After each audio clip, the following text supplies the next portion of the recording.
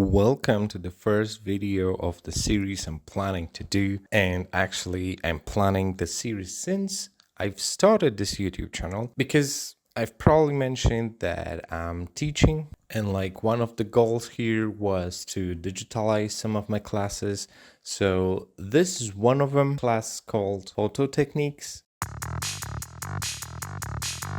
So what the series will be about, basically about photography and photo techniques, as you might like figure out by the name. You ain't that stupid, right? So in that series, I will be talking mostly about film photography, but also I'll be pointing to some digital techniques as well. So I'm gonna start from basics, though those basics will get complicated. But if you have interest in photography, especially in the darkroom photography, then this series is just for you. So in the first episode of this series, I'm not gonna be boring you to death with just information. I'm just gonna do that later. So in here, let's play a little game. What is photography? Give it a thought. Give it a good think. What is photography to you? If you're a nerd, technically it's just drawing with light, right? It's from Greek. Photos is like light. Graphos is like drawing, light drawing apple pan. No, photography. So it is just like drawing. So it's technically an art form, and we have plenty of them in photography. We have different categories of photography itself, as well as artworks. We have different techniques in photography. So not only film, you can do them on glass, on paper, on wood, basically on anything. You can engrave them, you can give them more space. You can design them specifically for viewing in a certain way. You can do lots of shit with photography though. And Taken, it's an art form. It is, of course, open for interpretation, as wide as you can get. It's also open for different techniques, as wide as you can get. You can combine photography with anything, honestly. You can draw on it, you can paint on it, you can paint on someone and then take a picture. And that will be photography still. All right, so I have another question for you. What do you think is the difference between professional and amateur? I'll give you 5 exact seconds.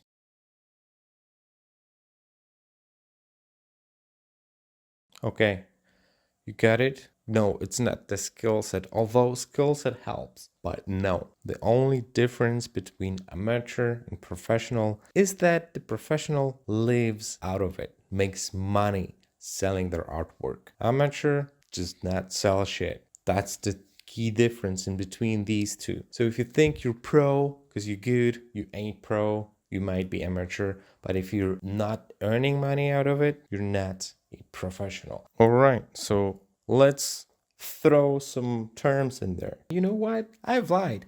I'm going to explain some boring shit. So what is exposure? You've probably heard that word somewhere. Exposure, right? Think about it again. It's just illumination of film or matrix if it's digital. That's your exposure.